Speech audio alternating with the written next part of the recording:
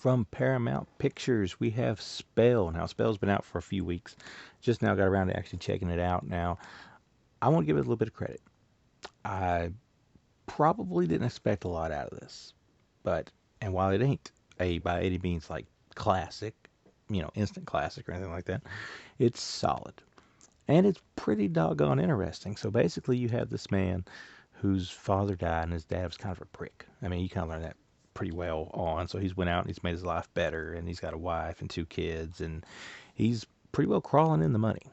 But he goes to this rural area, this like voodoo-ish area. You tell like it's like a voodoo type area from the jump.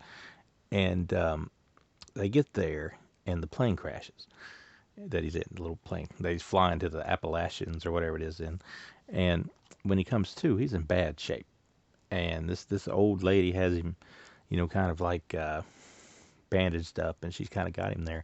But you learn really quick, and you suspect really quick that there's something more going on, because this woman is super creepy, and she's got her man with her, and they got this big guy helping them.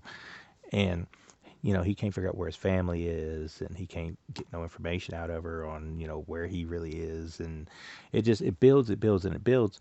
And there's this really creepy doll that comes into play. And I could have sworn while I was watching this movie that she was calling it the Booker T, which when I think Booker T, I automatically think of the wrestler Booker T, but it's the Boogity. I think that's what it says on the back here. It's a hoodoo figure, the Boogity, which it looks creepy to its credit.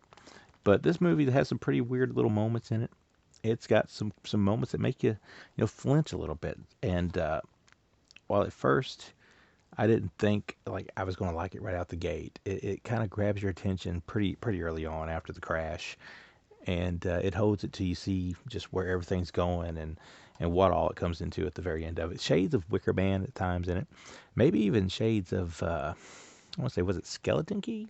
I think it was Skeleton Key, the old movie. It's shades of that stuff. It's nothing that we haven't seen before, but at the same time, it's done really well. And our leading actor here, Omari Hardwick, ends up giving a great performance, in my opinion.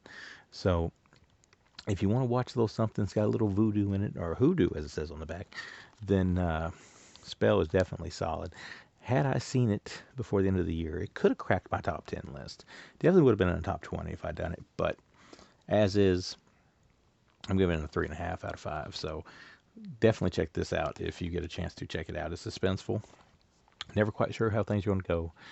And it really keeps you invested in it as you watch. And, of course, this comes with 15 deleted scenes, including an alternate opening and an alternate ending. Gotta love that stuff. The Art of Hoodoo featurette, and over an hour of bonus content. So, finally, a release with some actual extras on it, which is hard to come by these days for newer movies. But this is from Paramount, rated R. It's got some blood, got some weird stuff going on in it, but that's Spell. And if you didn't know, the director is Mark Tonderai. Never heard of him. No. Probably get 15 comments below about something great he's done before this, but as of right now, just by the name, I don't know him. But you probably will after you watch Spell, because it's pretty doggone good.